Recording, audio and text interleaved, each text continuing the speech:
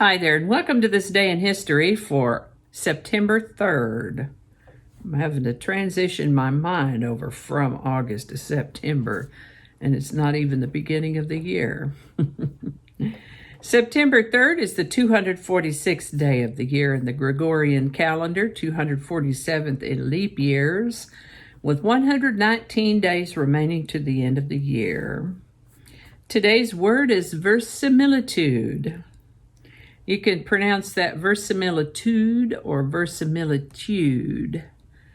And it's a noun that means the appearance or semblance of truth, likelihood, probability, resemblance to the truth, believability. I'd like to take a moment to mention that links to my research are included in the show notes. Ask you to go ahead and click that like button. Consider subscribing if you haven't already.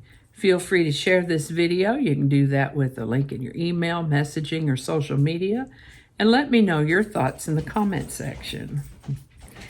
And with that, well, my goodness, talk about some of the interesting things you can discover when you're researching for this day in history.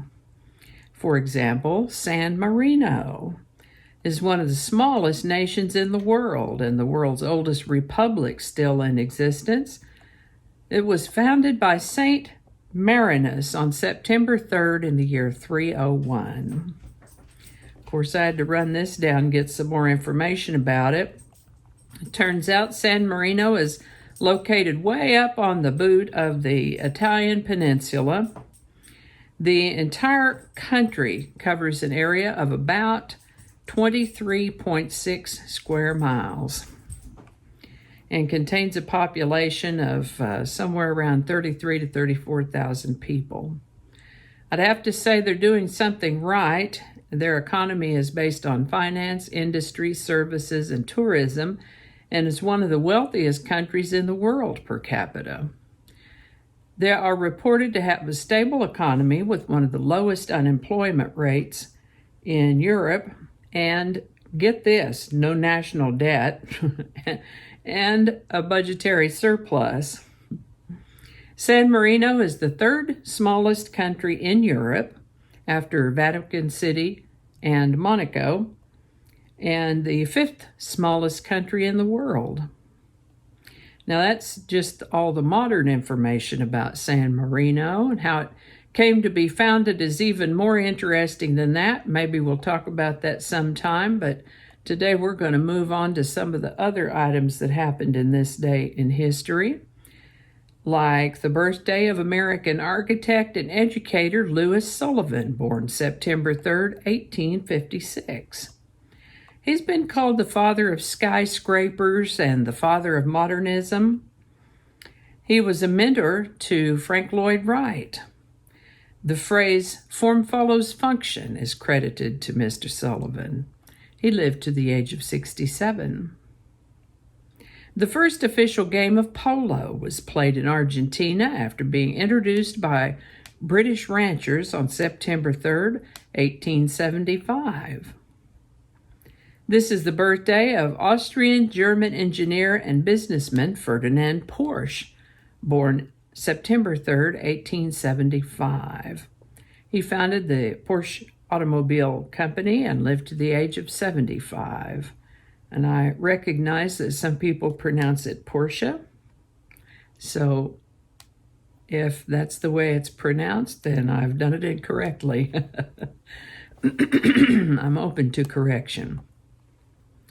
A man named John Braleer became the first openly professional American football player on September 3rd, 1895, when he was paid $10 by David Barry to play for the Latrobe Athletic Association. Sir Malcolm Campbell reached a speed of 304.331 miles per hour on the Bonneville Salt Flats in Utah on September 3rd, 1935. Making him the first person to drive an automobile over 300 miles per hour.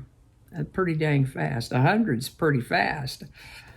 He got it over 300. Wow.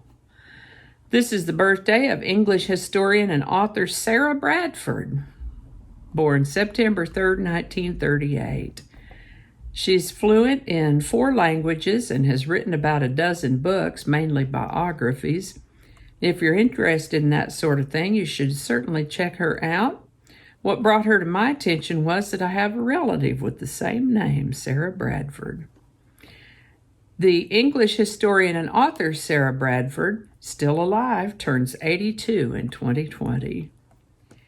Experiments with the use of Zyklon B and the gassing of Soviet POWs at Auschwitz concentration camp began on September 3rd, 1941. On September 3rd, 1944, Anne Frank and her family were placed on the last transport train from the Westerbork transit camp to Auschwitz concentration camp. This is the birthday of actor Charlie Sheen, born September 3rd, 1965. Somehow still alive, Charlie Sheen turns 55 in 2020. What a wild life that guy has lived. And it turns out that's a short one, but that's going to do it for us today. I hope you learned something you didn't know before. I know I sure did. I always do. As always, links to my research are included in the show notes. Thank you so much for watching. Give it a like if you enjoyed this video. Consider subscribing if you haven't already, and feel free to share this with others. As I said before, a link in your email, messaging, or social media will do the trick. Thank you so much, and I'll see you next time.